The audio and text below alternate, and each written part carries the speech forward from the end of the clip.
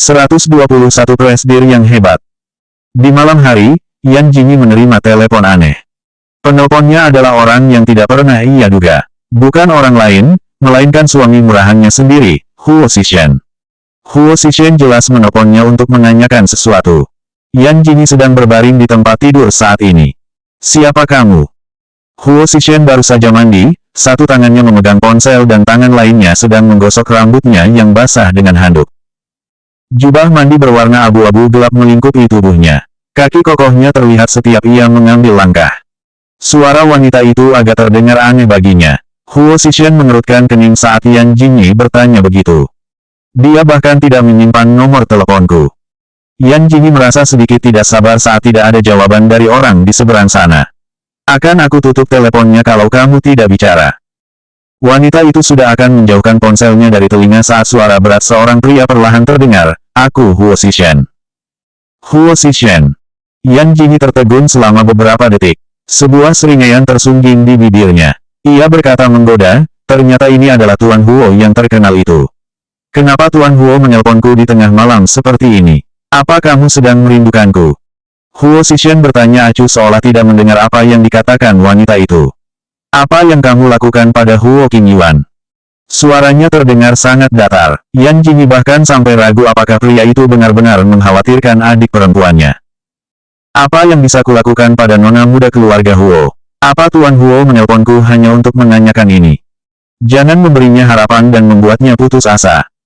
Dengar-dengar Tuan muda kedua keluarga Huo telah dididik dengan keras sejak kecil. Karena dia begitu istimewa, sehingga dia memiliki kriteria yang tinggi untuk siapapun yang ada di sekitarnya. Itu sebabnya dia sangat membenci istrinya. Yan Jingyi tersenyum dingin. Masalah Huo Qingyuan tidak ada hubungannya denganku sama sekali. Huo Zishen, jika kamu menelpon hanya untuk memperingatkan aku, maaf, aku tidak bisa mematuhinya. Dan jangan menantangku, aku lebih sulit dikalahkan dibandingkan dengan apa yang kamu pikirkan. Setelah itu Yan Jingyi berniat akan menutup teleponnya. Bear ngesek, apa dia benar-benar berpikir dia adalah seorang presdir yang hebat? Kamu pasti akan jatuh cinta padaku lebih dulu. Yan Jingyi benar-benar menutup teleponnya sekarang. Huo Zishen menatap layar ponselnya yang sudah berubah gelap. Mata tampannya menunjukkan sorot yang begitu dingin. Trik macam apa yang dimainkan wanita ini?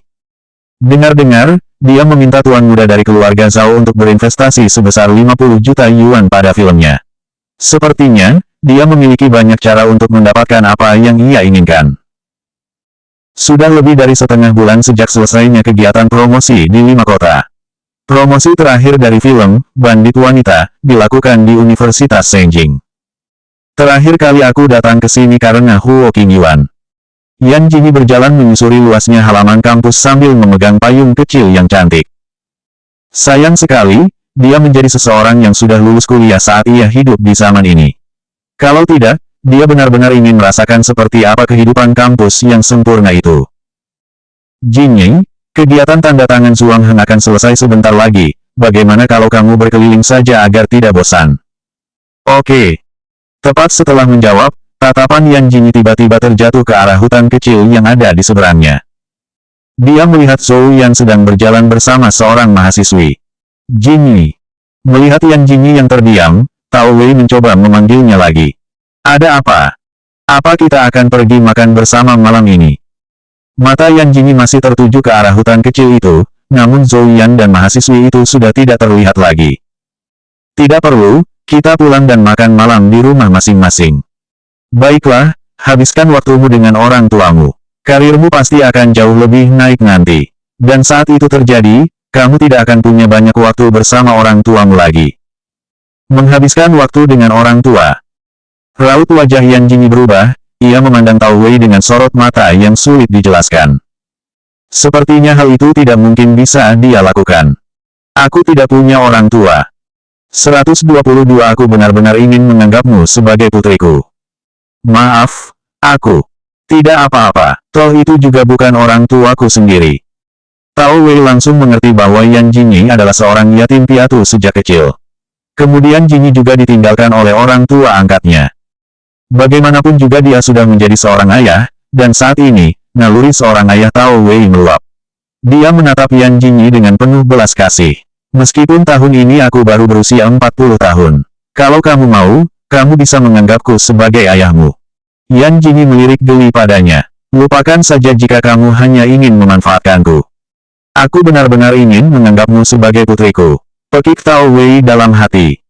Di zaman dulu, aku pasti sudah bisa menjadi ayahmu di usiaku saat ini, kan? Saat Yan Jingyi kembali ke kediaman keluarga Huo, Huo Qingyuan dan Huo Zixing sedang mengobrol di sofa.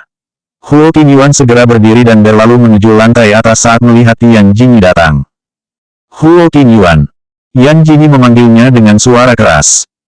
Huo Qingyuan sebenarnya ingin berbaikan dengan Yan Jingyi, tapi dia masih gengsi untuk melakukannya. Mendengar ini, dia pikir Yan Jingyi akan berinisiatif untuk berbaikan dengannya lebih dulu. Gadis itu mengangkat sedikit dagunya seraya berkata dengan nada angkuh. Ada apa? Apa kamu masih berkencan dengan Zhou Yan itu? Kami berkencan dengan tujuan menikah. Menikah? Si Asteris Lan, dia bahkan masih belum tahu betapa kejamnya dunia ini. Sebagai kakak iparmu, aku akan menasehatimu untuk yang terakhir kalinya, cepat putuskan dia. Huo Qingyuan merasa sangat marah saat mendengar hal itu. Mata merahnya menatap nyalang pada Yan Jingyi. Kamu hanya ingin memisahkan kami. Memangnya apa yang salah dari Zhou Yan hingga kamu bersikeras menolaknya? Jangan khawatir, kami akan tinggal di luar negeri setelah menikah nanti. Kami tidak akan tinggal di sini dan menghalangi pandanganmu. Huo Qingyuan, Yan Jingyi juga sangat marah. Kamu adalah seorang nona muda keluarga Huo. Kenapa kamu menghancurkan dirimu sendiri begini? Aku tidak mengerti kenapa kamu begitu mempercayai Zhou Yan. Huo Qingyuan terperangah. Tangannya terkepal erat. Apa maksudmu? Yan Jingyi menarik nafas dalam. Apa kamu pikir Zhou Yan benar-benar tidak peduli pada latar belakangmu sebagai nona muda Huo? Aku percaya padanya. Si Asteris L, aku sangat ingin memukul orang. Batin Yan Jingyi. Huo Zixing, ambil kemocengmu. Mendengar itu, Huo Zixing segera mengibaskan tangannya ke arah Huo Qingyuan, memberi isyarat padanya untuk segera kembali ke kamar. Kakak ipar, mari kita bahas masalah tentang pesta ulang tahun kakek. Kakek juga setuju untuk membuatmu menjadi penanggung jawab daftar undangan yang datang. Perhatian Yan Jingyi berhasil teralihkan. Huo Qingyuan menatap kedua orang yang ada di lantai bawah itu dengan acuh. Ia menggertakkan giginya marah dan bergegas kembali ke kamar. Sejujurnya, dia merasa sangat ketakutan. Pesta ulang tahun ini bersifat privat dan tidak akan mengundang media apapun, jadi kamu tidak perlu khawatir bahwa netizen akan mengetahui identitasmu. Yan Jingyi mengangguk. Dia tidak ingin ada banyak orang yang tahu, untuk menghindari masalah yang disebabkan perceraiannya nanti. Para netizen yang sok tahu di zaman ini terkadang bisa membuat orang menggertakkan gigi dengan marah. Apa Tan Qing akan datang ke pesta ulang tahun kakek tua itu? Tidak mungkin. Tan Qing bermasalah dengan kakak kedua. Keluarga Tan juga tidak memiliki hubungan yang baik dengan keluarga Huo kita. Huo Zixing menatap Yan Jingyi. Ada 4 keluarga paling kaya di Senjing. Selain keluarga Huo kita dan keluarga Tang, masih ada keluarga Bai dan keluarga Fu juga. Dia tahu 4 keluarga bangsawan ini. Nenek moyang keluarga Huo dulu awalnya adalah seorang pahlawan negara. Kemudian mereka mulai berbisnis dan semua itu berlanjut hingga sekarang. Keluarga Tang, seperti yang orang tahu, dulunya adalah gangster. Maka dari itu semua keluarganya memiliki aura yang brengsek. Huo Zixing berhenti sejenak. Keluarga Bai adalah keluarga terpelajar. Hampir semua anggota keluarganya adalah pemimpin di berbagai industri seni. Keluarga Fu berbasis di negara F, dan telah mengembangkan bisnis domestiknya selama 2 tahun terakhir. Namun keluarga Fu memiliki banyak konflik dan sangat kacau. 123 Lin Chenggong sangat konyol. Apa ada pria tampan lajang dan berkualitas yang ingin kamu rekomendasikan padaku? Aku sedang memberitahumu mengenai jajaran keluarga yang berada di lingkaran kita, dan kamu justru bertanya padaku tentang pria tampan lajang dan berkualitas. Huo Zixing menatap Yan Jingyi. Ia semakin yakin bahwa wanita itu sudah bersiap untuk keluar dari rumah ini. Tidak boleh. Dia tidak akan pernah membiarkan wanita itu jatuh dalam pesona pria brengsek di luaran sana. Tapi dia juga tidak bisa mengatakan tidak pada wanita itu. Huo Zixing berpikir sejenak. Ia menyisir rambutnya dengan satu tangan seraya tersenyum bangga pada Yan Jingyi. Aku ada di daftar 10 besar pria tampan lajang dan kaya yang dipilih mayoritas wanita cantik di Senjing. Yan Jingyi memutar bola matanya malas seraya berbalik menuju lantai atas. Dasar gila. Huo Zixing merasa terpukul melihat respon Yan Jingyi. Dia mengeluarkan ponsel dan mulai memotret wajahnya dari berbagai sudut. Tampan sekali. Penglihatan anti manusia macam apa yang dimiliki Yan Jingyi, bagaimana mungkin dia tidak mengakui ketampananku. Cek-cek. Akhirnya, waktu pemutaran perdana film, Bandit Wanita, akan segera tiba. Seperti yang sudah diduga, pemutaran perdana film, Penguasa Pulau, juga dilakukan di hari yang sama dengan film, Bandit Wanita. Pemutaran perdana film, Bandit Wanita, dilakukan di bioskop yang berada di bawah naungan grup Huo. Hal ini tentu saja karena adanya hubungan dengan menantu kedua Huo. Sedangkan film, Penguasa Pulau, diputar perdana di bioskop milik grup Tang. Sejak dini hari, mayoritas netizen sudah mulai membahas kedua film tersebut. Dan tampaknya hal itu sudah berkembang menjadi kompetisi antara grup Huo dan grup Tang saat ini.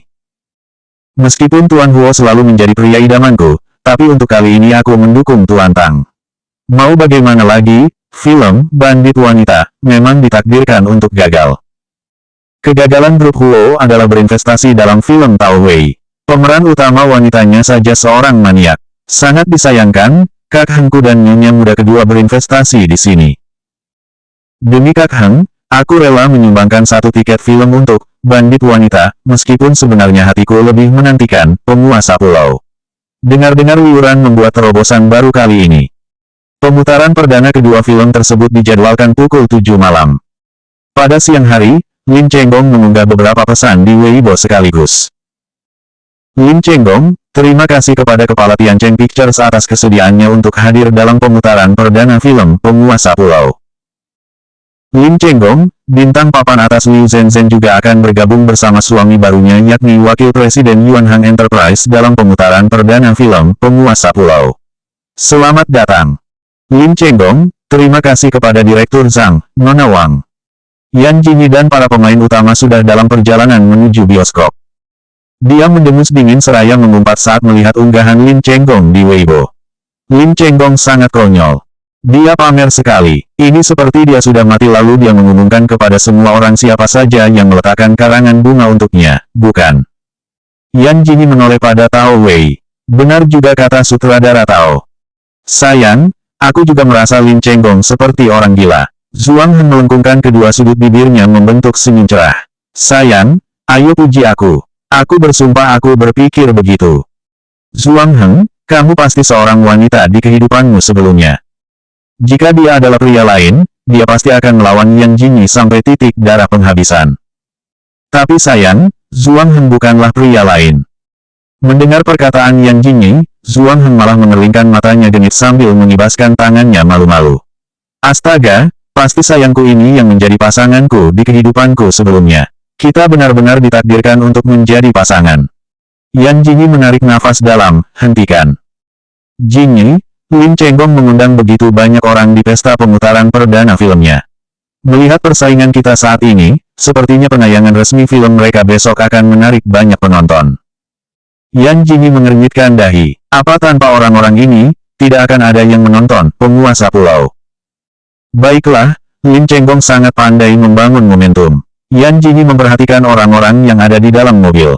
Tao Wei bahkan sudah mulai menjadi gila. Pemutaran perdana film kita mungkin akan dihadiri oleh kru kita sendiri. Tapi adegan yang kamu mau sudah kusiapkan. Setelah pemutaran berakhir, aku akan mengunggahnya ke internet. Bab 124 bersaing dengan Huo Zixing untuk mendapat peringkat terakhir. Yan Jingyi mengeluarkan lipstik dan mulai memperbaiki riasan wajahnya. Jangan khawatir, sutradara Tao, unggahlah pesan di akun Weibo-mu. Katakan kalau nyonya muda kedua akan datang secara pribadi ke acara pemutaran perdana film, Bandit Wanita. Mata Tao Wei menjadi berbinar saat mendengar itu. Nyonya muda kedua akan datang ke pemutaran perdana kita. Astaga, aku akan mengunggahnya di Weibo sekarang juga. Tidak hanya itu, dia juga dengan senang hati akan memuji nyonya muda kedua habis-habisan. Ia membaca berita, pintu bioskop grup Tang sudah dipenuhi oleh wartawan saat ini. Yan Jingyi memperhatikan pintu gedung bioskopnya sendiri. Menyedihkan sekali rasanya. Sutradara Tao, apa kamu sudah mengunggah pesan ke Weibo? Sudah, aku sudah mengunggahnya. Ada banyak orang yang menyukainya, mereka juga mengatakan kita harus mengunggah beberapa foto nyonya muda kedua sebagai bentuk penghormatan. Tidak perlu memberi penghormatan, aku memang sudah dihormati sejak dulu. Batin Yan Jingyi.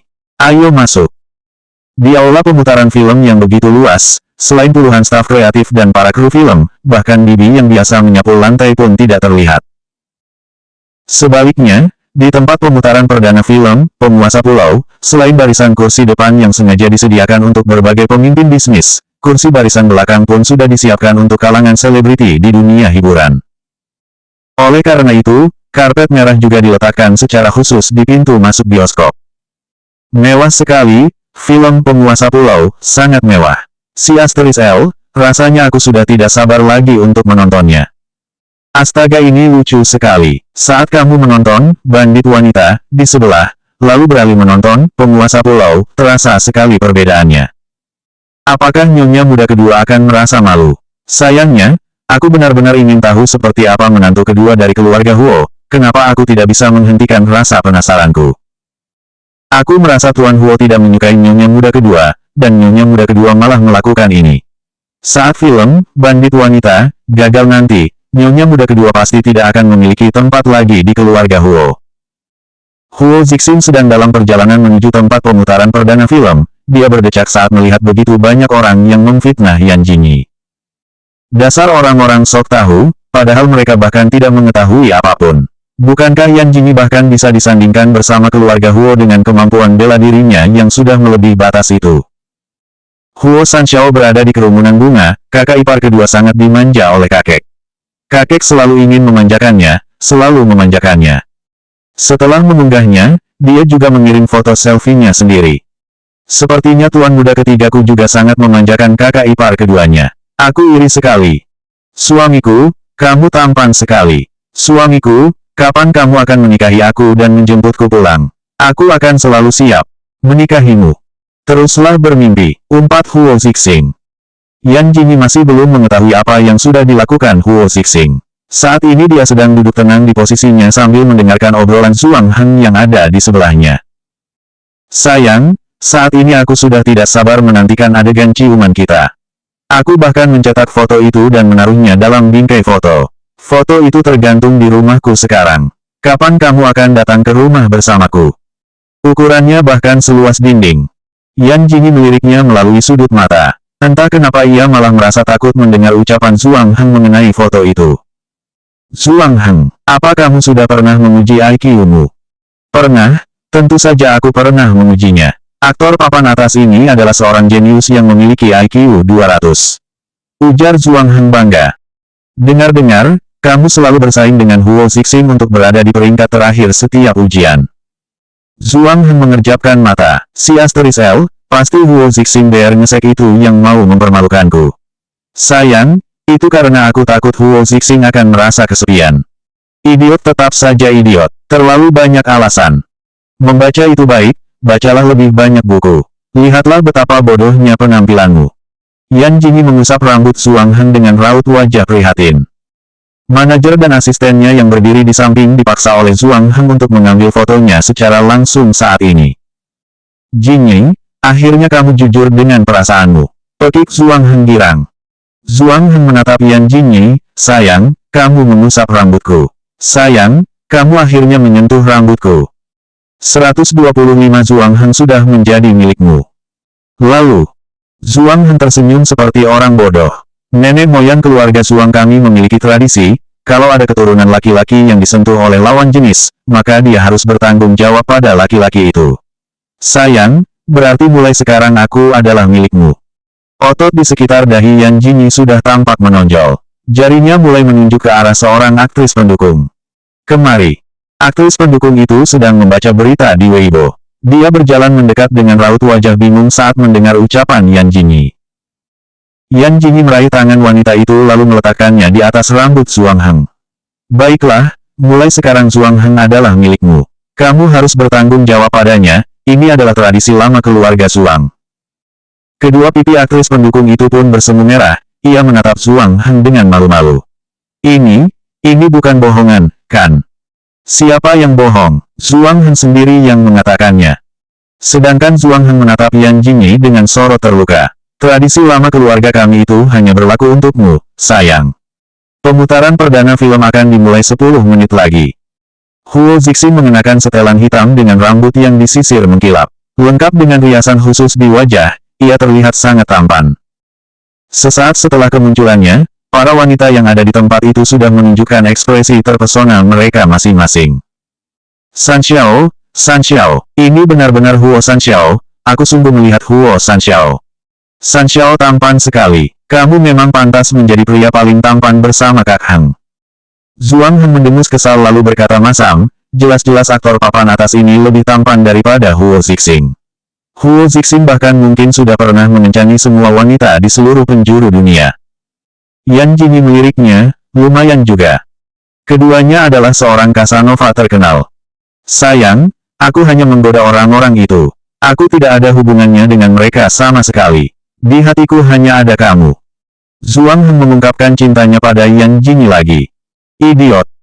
Huo Zixing yang melihat Zhuang Heng mengerlingkan matanya pada Yan Jingyi pun bergegas melangkah mendekat. Tanpa mengatakan apapun ia mengambil tempat Zhuang Heng dan duduk di sana. Zhuang Heng langsung nyeradang, Tuan Muda Huo, apa yang kamu lakukan? Itu adalah tempat duduk aktor utama. Huo Zixing menyilangkan kakinya, lalu menatap Zhuang Heng menantang, aku suka tempat ini, tempatnya sangat strategis. Hei, cepat bangun. Aku diundang langsung oleh sutradara Tao dan Yan Jingyi. Apa kamu masih mau bersikap kasar padaku? Omong kosong, bagaimana bisa Jingyi mengundangmu? Tepat setelah itu, Zhuang Heng tiba-tiba teringat tentang berita yang selalu berusaha dia abaikan. Yan Jingyi diduga tengah berkencan dengan Huo Zixing. Mungkinkah? Mata Zhuang Heng terbelalak, ia lalu menatap sedih pada Yan Jingyi, sayang, apa kamu benar-benar akan meninggalkanku dan pergi bersama pria itu? Diam, kalau tidak aku akan mengusirmu dari sini. Yan Jingyi mengancam dengan suaranya yang berbahaya. Zhuang Heng mengerucutkan bibirnya, sayang, aku sangat sedih karena kamu lebih membela orang asing. Huo Zixing mulai menyadari, Zhuang Heng sepertinya menyukai Yan Jingyi. Apa tidak apa-apa, tanya Huo Zixing dalam hati. Kemampuan Zhuang Heng dalam mengganggu orang sudah sebanding dengan anjing pudel yang ia pelihara sebelumnya.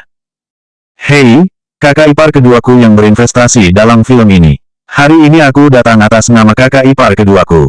Zhuang Heng, sebaiknya kamu bersikap sopan padaku. Zhuang Heng memutar bola matanya jengah. Ia menyuruh Tao Wei pindah tempat, lalu duduk di sisi kanan Yan Jingyi dengan tenang. Tuan muda ketiga, apakah maksudmu adalah nyonya muda kedua tidak datang? Tao Wei bertanya tidak sabaran. Padahal dia juga sangat ingin melihat wajah Dewi penolongnya itu. Datang, Huo Zixing melirik Yan Jingyi. Kakak ipar keduaku tidak suka tempat yang ramai, jadi kurasa dia mencari tempat lain. Memangnya bisa seperti itu? Tao Wei merasa heran. Saat ini Lin Chenggong sedang berdiri di pintu masuk bioskop bersama aktor utama pria dan wanitanya. Mereka sedang menunggu tuan besar yang sebenarnya datang. Sebuah mobil mewah berwarna hitam pun datang, pintunya terbuka, dan mereka dapat melihat Tang Qing yang berjalan dengan perlahan. 126 mendapat bantuan dari nyonya muda kedua.